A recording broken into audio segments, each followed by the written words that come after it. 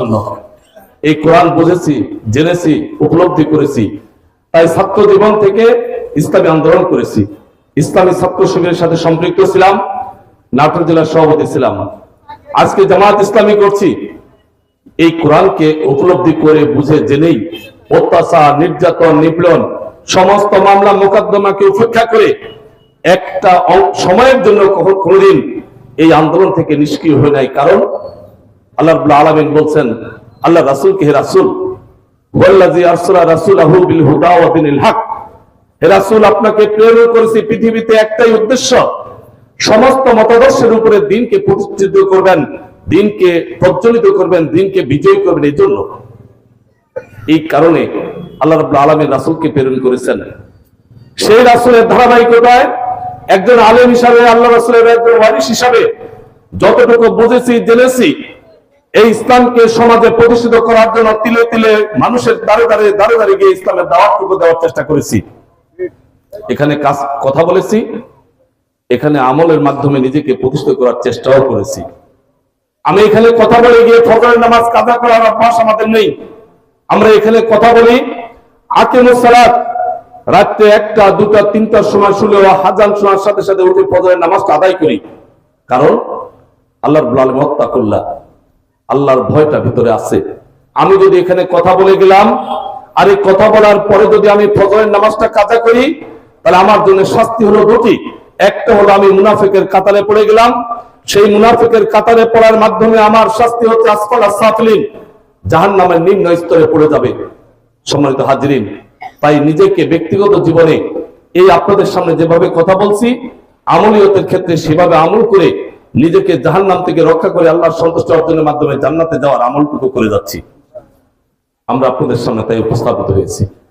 আমি ব্যক্তি জীবনে এখানে কথা বলে গিয়ে যদি আজকে নেতৃত্ব দিয়ে এমপি হওয়ার লোভে যদি একটা কনসাল্ট অনুষ্ঠান উদ্বোধন করি, সেখানে যাই যুব সমাজকে যদি আমি মোহিত করার জন্য, আকর্ষিত করার জন্য নায়ক নায়িকা দিয়ে নাচায়, গান গিয়ে যদি আমি সমাজের নেতৃত্ব নিতে চাই, সেই নেতৃত্ব কোরআনের তাফসীরুল কোরআন মাহফিলের সাথে আর ওই বক্তব্যের সাথে দুটা মিল হবে না। যার কারণে ওই কনসার্টের উদ্বোধনও আমি করব, আর কোরআনের তাফসীরুল কোরআন মাহফিলের বক্তব্য দেব আল্লাহ রাব্বুল আলামিনের পক্ষ থেকে স্পষ্ট। সেই মুনাফিকি কাতারে পড়ে আসফালাস সাফলিন হতে চাই না।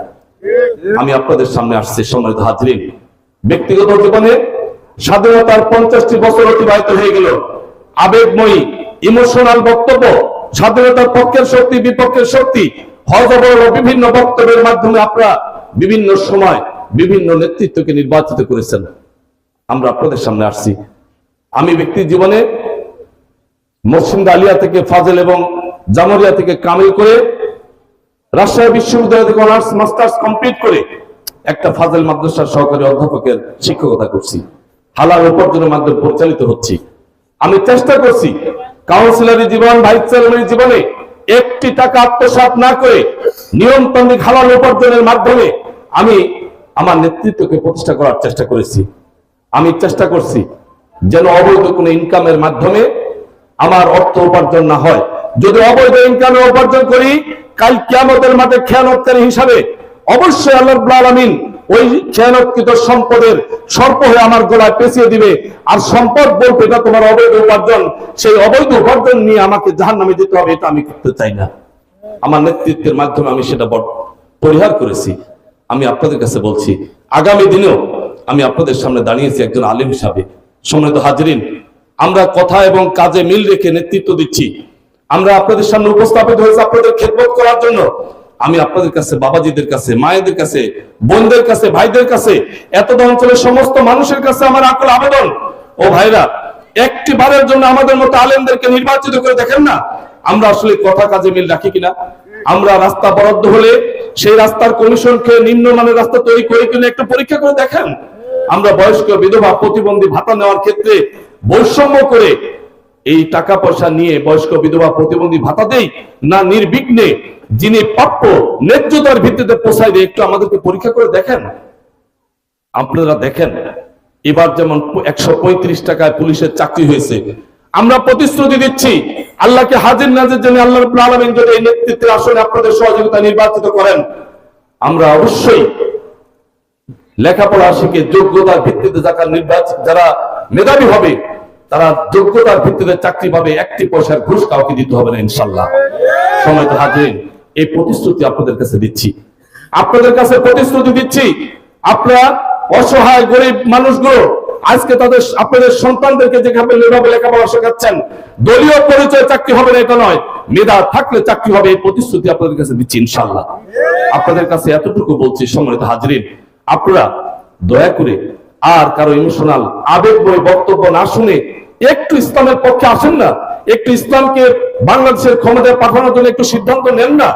তাফসীরুল কোরআন শুনে বাস্তব জীবনে আমল না করার ক্ষেত্রে, সিদ্ধান্ত না নিয়ে আমল করার ক্ষেত্রে কাফা আমি আপনার পরিপূর্ণভাবে ইসলামে একটু প্রবেশ হয়ে যাই না, আমরা দিনকে সমাজে প্রতিষ্ঠিত করার মাধ্যমেই আজকের বাংলাদেশকে আফগানিস্তানের মতো গোটা পৃথিবীতে অর্থনৈতিক স্বাবলম্বী করে মডেল তৈরি করা সম্ভব শুধু ইসলামী নেতৃত্বের মাধ্যমে।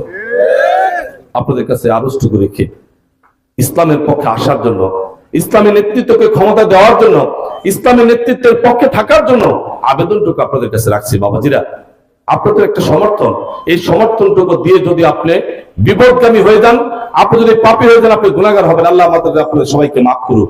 অথবা আসুন আমরা আপনারা প্রত্যেকেই আজকে ইসলাম প্রতিষ্ঠার জন্য, দিনকে প্রতিষ্ঠা করার জন্য চেষ্টা করি।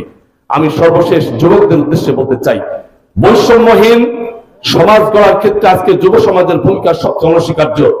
আজকের যুবকরা যা চায় তাই হয়। অতএব যুবকরা তোমরা আসো, আমি তোমাদেরকে একজন ভাই হিসাবে, একজন তোমাদের বন্ধু হিসাবে, একজন অভিভাবক হিসাবে তোমাদের কাছে আবেদন করছি, তোমরাই আগামী দিনের বাংলাদেশ, তোমরাই আগামী দিনের বাংলাদেশকে গড়বা। এই বৈষম্যহীন বাংলাদেশ গড়ার ক্ষেত্রে আজকের যুব সমাজের সবচেয়ে বড় ভূমিকা। এই যুব সমাজ যেদিকে যাবে সেই দিকে এই বাংলাদেশ যাবে। এই যুব সমাজ যদি মনে করে চাঁদাবাজ মুক্ত, সন্ত্রাস মুক্ত, দখলদারি মুক্ত, নৈরাজ্য মুক্ত, অপসংস্কৃতি মুক্ত বাংলাদেশ গড়তে চাও, তাহলে এই যুব সমাজকে ইসলামের পক্ষে আসার বিকল্প কোন রাস্তা নেই। আসো সেই যুব সমাজকে ইসলামের দিকে আহ্বান করে, ইসলামী নেতৃত্বের দিকে আহ্বান করে প্রতারিত না হয়ে বিভিন্ন আবেগ ইমোশনাল বক্তব্য শুনে আর ধোকার দিকে না গিয়ে ইসলামী আদর্শের দিকে আসার উদাত্ত আহ্বান রেখে আমার আপনার নির্বাচনের ক্ষেত্রে একটি সমর্থন, যদি আমি দুর্নীতি করে নির্বাচিত হয়ে আপনি দুর্নীতিবাজ হলেন, আমি যদি খেয়ানতকারী করি আপনি খেয়ানতকারী হলেন, আমি যদি চুরি করি আপনি চুরির দায়ে অন্তর্ভুক্ত হলেন। অতএব এখান থেকে মুক্তি পাওয়ার জন্য, নাজাত পাওয়ার জন্য আল্লাহ আমাকে আপনাকে একটি বারের জন্য ইসলামী নেতৃত্বকে বাছাই করার তৌফিক আল্লাহ দান করে আশীর্বাদ ব্যক্ত করে